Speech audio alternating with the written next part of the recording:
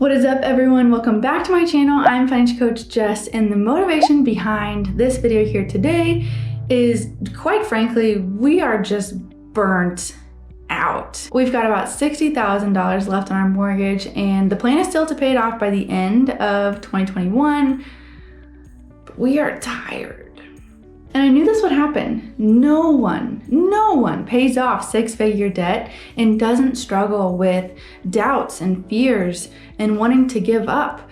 We're close enough that we can really start to picture our life without a mortgage payment, but we're not so close that we can just muscle through this last bit and be done with it. And here's the truth about paying off six-figure debt. You can't just muscle your way through it. You can't frugal your way out. And you definitely cannot rice and beans your way out of six-figure debt. Seriously, if you try and do the Dave method with six-figure debt, the chances of you being successful with it are really slim. To be honest, with all of my financial coaching clients and my bookkeeping clients and my coaches that I coach as well, I have never seen someone cut expenses all the way to paying off six-figure debt. And the good news is you don't have to. There is a better way, and that's what I want to talk to you guys about today. For us, paying off our six-figure debt, which is our house,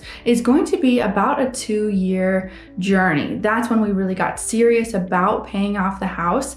And to be clear too, we went in with a plan. The beginning of the process is always going to be the hardest because the interest in the beginning is it's such a huge chunk of the monthly payment. Mentally, you have got to be prepared for a slow start, but you've got to also believe that your hard work that you're putting in now is going to pay off down the road.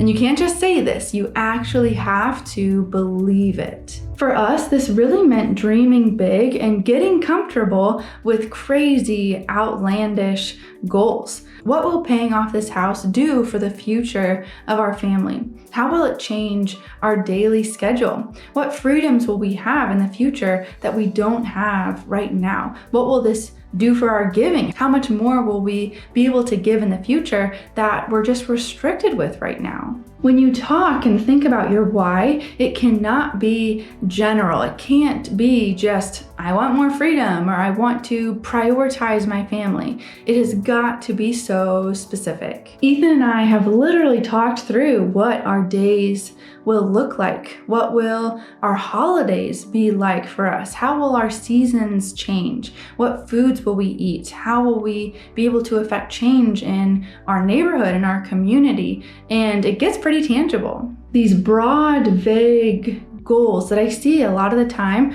are just not going to cut it. When you get specific, when you can really pinpoint the root of why you're doing what you're doing, you end up painting a very specific picture. And then you've got this film reel playing over and over in your head when you're daydreaming. And that's a big thing that can keep you on track. This has been a huge motivator for us, but it's not the only thing that keeps us going. Another big thing that we've adjusted to is keeping a healthy balance of not being so strict with your money that you feel like you can never spend money and you get burnt out, but also not being so loose with your money that you're not maximizing progress, because this can also burn you out. And I really think that you can muscle your way out of a lot of debts, right? You can cut expenses to pay off things like credit cards. You can rice and beans and frugal your way out of smaller student loans. And this, relatively, I'm talking about $20,000 to $30,000 of debt. Yeah, you can muscle through that and just kind of be done with it. When you start getting up into the six-figure realm, whether it be a house or student loans, you've got to be smarter than just rice and beans. You've got to find that sweet spot of what's going to keep you motivated for the long haul. For us, it has been traveling, and in 2020, it was home renovations. Let's dive into the number side of things so you can kind of see what I'm talking about here. In a typical month, so no extravagant spending, no traveling, no crazy house renovations, whatever. A typical month is we live on between $1,700 and $2,000, and that's not including our mortgage. So that $1,700 to $2,000 includes everything from food, utilities, giving, gas, insurance, and fun money. It's honestly pretty slim.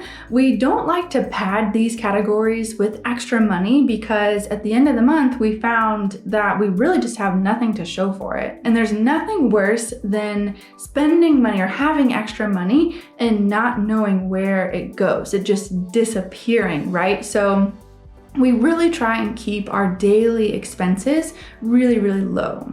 On this subject too, make sure you check out this video here because I talk specifically about how we spend money and how we live intentionally to save us money in the long run. As a result of keeping our daily expenses as low as possible, we can still put all of the necessary money toward the mortgage to hit our goals there. And then we can also put money toward quarterly trips and bigger expenses like Ethan's truck last year. Going back to finding this magical balance of not penny pinching, but also not overly spending money, here's a graph to kind of show you what this balance looks like so you can see it visually. The amounts, of course, are going to look completely different for every single person, and this also depends on when you want your debt-free date to be, how much income you have, where you live regionally. All of that is going to go into the amounts. So the amounts don't really matter, but this visual is still applicable for every single person paying off six-figure debt. It really is similar to running in a lot of ways.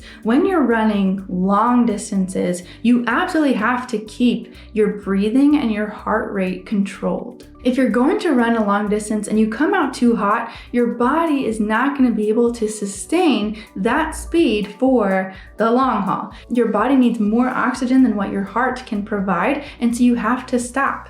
You get burnt out. When paying off six-figure debt, we really don't want to just explode out the gate. You've seen runners crash when they come out too hot, and it's honestly just really hard to watch. This is devastating when you watch this happen. Even with all of their training, even with all the work they've put in, even though their body fat is like 0.03%, they still cannot sustain that pace that they set out in the beginning if it is too fast.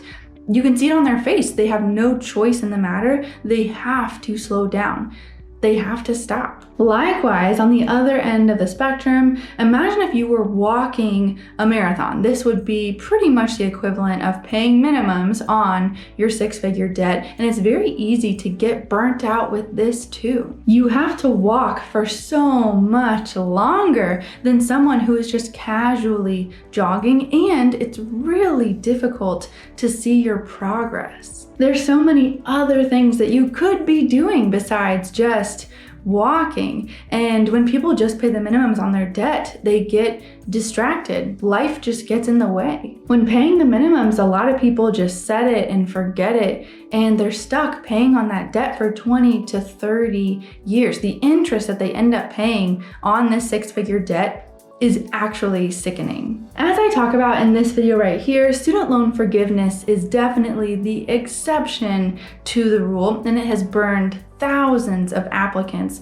over the last couple years. If you are trying to ignore your debt and just hoping that student loan forgiveness comes through and wipes out your six-figure debt, I promise you that taking control of your debt and taking control of your life is going to be the better choice. It is hard paying off six-figure debt. It is so hard.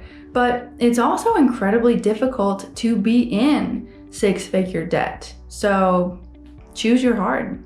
As for our own journey of paying off six-figure debt, we are fighting the good fight here at the White House. And once we get under 50,000, I think it will really start to set in once we see that first month that we won't have a mortgage payment. That month will be just a big, huge celebration all month long, basically. If you are paying off six-figure debt, let me know in the comment section below. I would honestly love to cheer you on in this because I know how hard it is, and I know the determination that is required of us. Stay tuned for our debt-free date toward the end of 2021. If you got value out of this video here today, don't forget to like this video, subscribe to my channel for future videos, and I'll see you guys in the next one.